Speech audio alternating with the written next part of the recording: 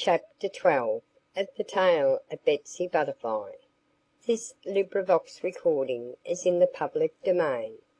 The Tale of Betsy Butterfly by Arthur Scott Bailey. Chapter 12. A Terrible Blunder. When the beautiful Betsy Butterfly turned her gaze on him, Daddy Longlegs couldn't help wishing that he had worn his new coat that day. However, he straightened his necktie carefully and tried to look as well as he could. "So you've seen me eating butter, have you?" Betsy Butterfly asked him. "Not eating it," he corrected her. "I've seen you standing on it, and your face was hidden in it too." Mrs. Ladybug shot a triumphant glance at the crowd, of which she and Betsy Butterfly and Daddy Longlegs were the centre. "What have you to say now, my fine lady?" she demanded of Betsy with a sneer. And still Betsy Butterfly was quite unruffled. "Where did you see me doing that?" she asked Daddy Longlegs pleasantly enough. "I object!" Mrs. Ladybug interrupted hastily.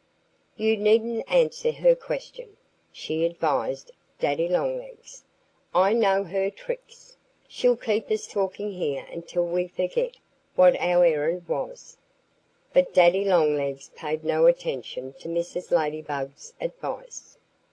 "I saw you in this meadow," he explained, and Mrs. Ladybug began to look somewhat worried.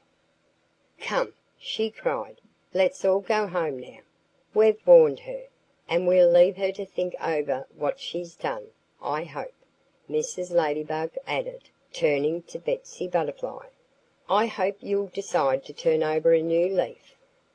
"Why, that's exactly what she did, that time when I saw her!" Daddy Longlegs shouted. "While I was watching her I saw her turn over a leaf. So what's the use of her turning over another?"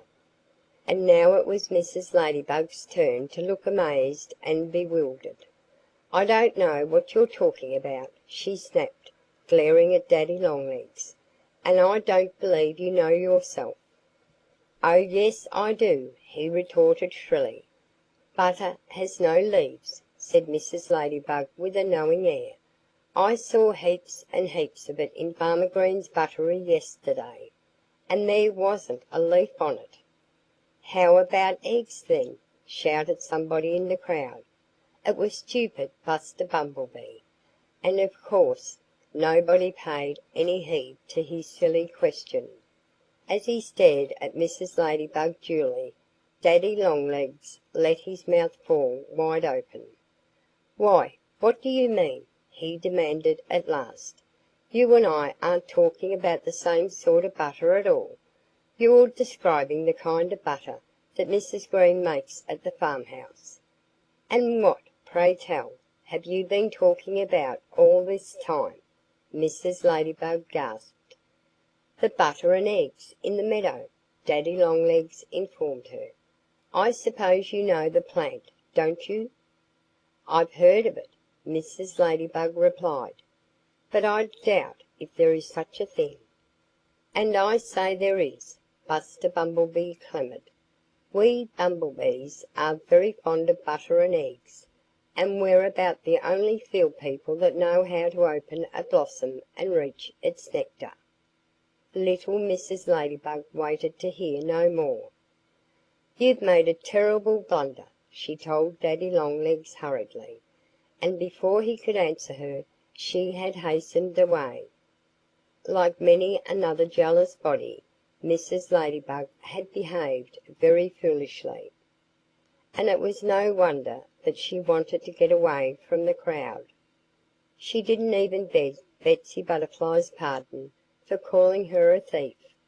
But all the rest of the field people realized at last that Betsy was no thief.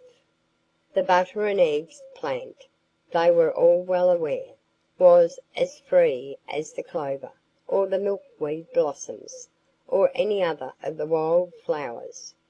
Everybody knew that Farmer Green laid no claim to them, though they did grow in his meadow.